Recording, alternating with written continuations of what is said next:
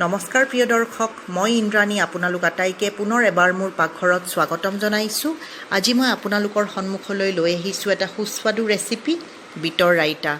এই ৰাইতা বনোৱাৰ প্ৰচেছটো বৰ সহজ, অতি কম সময়তে আপোনালোকে ৰাইতা বনাব পাৰিব আৰু যোগাৰো বেছি নালাগে। আশা ৰাখিছোঁ ৰেচিপিটো চাই ভাল পাব বুলি, গতিকে লাইক এটা নিশ্চয় দিব আৰু নিজৰ বন্ধুবৰ্গ আৰু পৰিয়ালবৰ্গৰ লগতো এই ৰেচিপিটো যাতে শ্বেয়াৰ কৰিবলৈ একেবাৰে নাপাহৰে। যিবোৰ দৰ্শক আজি প্ৰথমবাৰলৈকে মোৰ চেনেলত আহিছে, এইদৰে সুস্বাদু ৰেচিপিবোৰ চাই থাকিবৰ কাৰণে মোৰ চেনেলটো ছাবস্ক্ৰাইব কৰি ল'ব আৰু ওচৰতে থকা বেল আইকনটো দবাই দিব, যাতে মই আপলোড কৰাৰ লগে লগে ৰেচিপিবোৰ আপোনালোকে গম পাই যায় আৰু চাব পাৰে। প্ৰিয় দৰ্শক, এই বিটৰ ৰাইতা আপোনালোকে দুপৰীয়াৰ ভাত সাজৰ লগত খাব পাৰে বা কেতিয়াবা কিবা স্পেচিয়েল ডিছ যেনে ধৰণৰ পোলাও বা বিৰিয়ানীৰ লগতো এই বিটৰ ৰাইতাৰ কম্বিনেশ্যনটো বৰ জুতি লগা হয়। আহক তেনেহ'লে দৰকাৰী সামগ্ৰীখিনি এবাৰ চাই লওঁ আৰু বনোৱা আৰম্ভ কৰোঁ।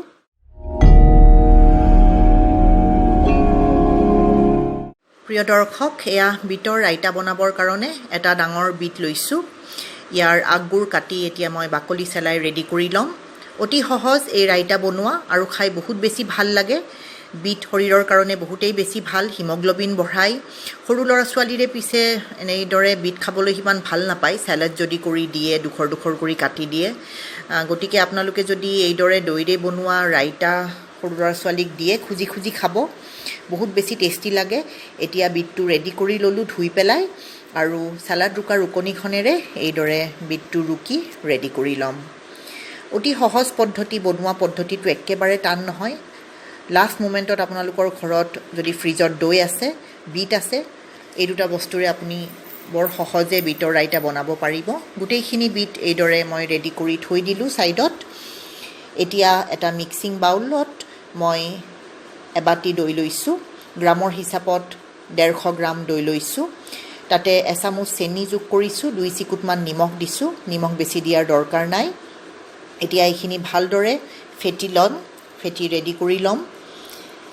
এয়া দৈখিনি ৰেডি কৰি ল'লোঁ। মই এটা বিট লৈছোঁ, সেইকাৰণে মই এবাটি দৈ ব্যৱহাৰ কৰিছোঁ। আপোনালোকে বেছি বিট ল'লে সেই অনুপাতত আপোনালোকে দৈৰ পৰিমাণটো বঢ়াই দিব।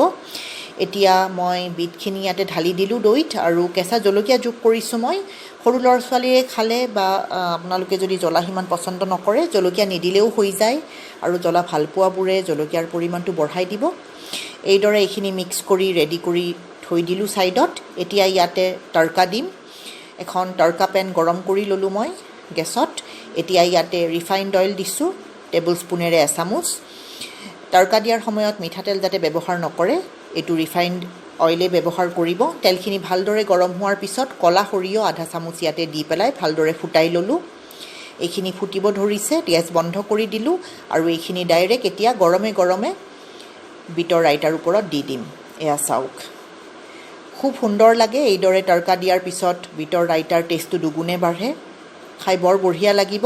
মই ইয়াৰ ইমান প্ৰশংসা কৰি আছোঁ প্ৰিয় দৰ্শক, আপোনালোকে কিজানি ভাবিছে ইমান টেষ্টি হ'বনে? নিশ্চয় হ'ব। আপোনালোকে এবাৰ বনাই চাওক আৰু খাওক, আৰু খাই পেলাইহে আপোনালোকে ইয়াৰ টেষ্টটো বুজি পাব। বৰ বঢ়িয়া লাগে। আৰু এয়া ঠাণ্ডা দৈৰে মই বনাইছোঁ, গতিকে ইয়াক ফ্ৰিজত থোৱাৰ দৰকাৰ নাই।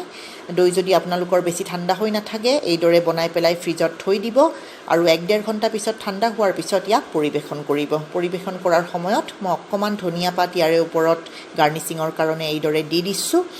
আৰু ইয়াক কিহৰ লগত পৰিৱেশন কৰিব প্ৰিয় দৰ্শক? এইদৰে পোলাও বা বিৰিয়ানীৰ লগত। আজি মই ঘৰত চিকেন পোলাও বনাইছিলোঁ, গতিকে তাৰে লগতে মই এই ৰাইতা আপোনালোকৰ সন্মুখত পৰিৱেশন কৰি দেখাই। প্ৰিয় দৰ্শক, আশা ৰাখিলোঁ ৰেচিপিটো আপোনালোকে ভাল পাব বুলি, আৰু অতি সোনকালে এইদৰে বিটৰ ৰাইতা বনাই খাব বুলিও আশা ৰাখিছোঁ। আৰু খাই কেনেকুৱা পালে কমেণ্ট এটা কৰি জানিবলৈ যাতে নিশ্চয় দিয়ে। ৰেচিপিটো যদি ভাল পাইছে, লাইক এটা নিশ্চয় দিব, আৰু নিজৰ বন্ধুবৰ্গ আৰু পৰিয়ালবৰ্গৰ লগতো ৰেচিপিটো যাতে শ্বেয়াৰ কৰিবলৈ একেবাৰে নাপাহৰে। প্ৰিয় দৰ্শক, আজি সময় উলিয়াই আপোনালোকে মোৰ এই ৰেচিপিটো চালে বহুত বহুত ধন্যবাদ। পুনৰ লগ পাম অতি সোনকালে আৰু এটা নতুন সুস্বাদু ৰেচিপিৰ সৈতে। ধন্যবাদ।